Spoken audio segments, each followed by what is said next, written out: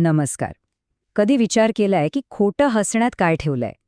पण काय जर असं सांगितलं की एका बनावट म्हणजे फेक स्माईलमध्ये सुद्धा तुमचा अख्खा दिवस बदलण्याची ताकद आहे? हो, हे खरंय. आणि आज आपण ह्याच मागची गंमत समजून घेणार आहोत. हाच तर तो महत्वाचा प्रश्न आहे नाही का? की फक्त चेहऱ्यावरचे स्नायू हलवल्याने आपल्या आतल्या भावनांवर खरंच काही परिणाम होतो का? यामागे फक्त पॉझिटिव्ह थिंकिंग नाहीये, तर एक भन्नाट विज्ञान दडलंय. तर मग सुरुवात करूया पहिल्या भागापासून.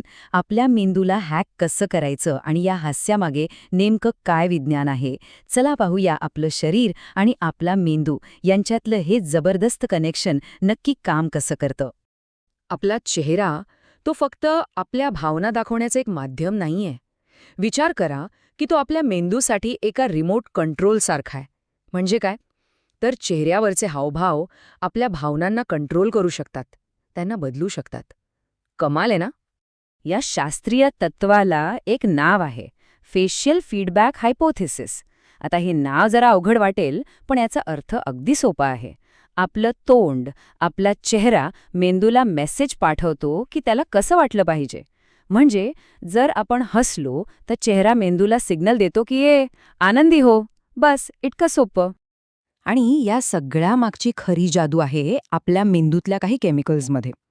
जेव्हा आपण हसतो ना, मग ते खरं असो किंवा खोटं, आपला मेंदू डोपामाइन आणि सेरोटोनिनसारखी हॅपी केमिकल्स रिलीज करतो. हीच ती रसायनं आहेत जी आपला स्ट्रेस कमी करून आपला मूड एकदम मस्त करून टाकतात.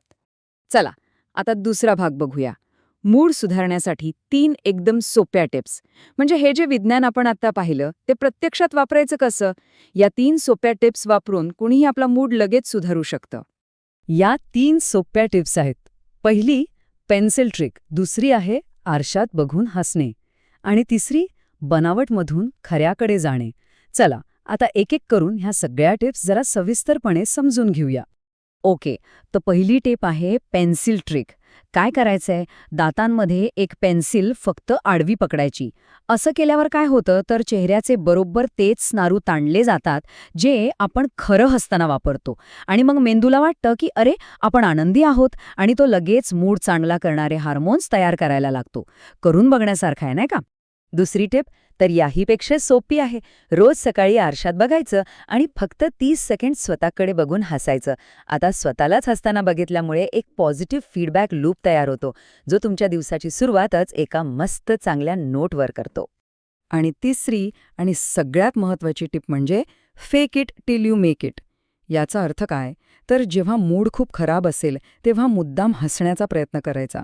आणि आश्चर्याची गोष्ट अशी आहे की आपल्या मेंदूला खरं आणि खोटं हास्य यातला फरक कळतच नाही. त्याला फक्त चेहऱ्याच्या स्नायूंमधनं सिग्नल मिळतो आणि तो लगेच आनंदी हॉर्मोन्स सोडायला सुरुवात करतो.